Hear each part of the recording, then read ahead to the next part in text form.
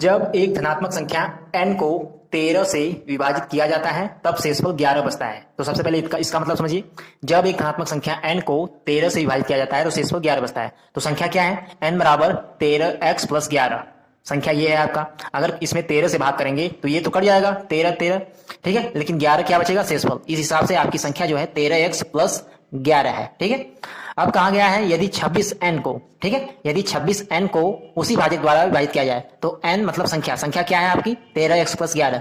तो 26n क्या हो जाएगा? 26 गुणे 13x प्लस 11। अब इसी को विभाजित करना है, 13 से ही विभाजित करना है, ठीक है।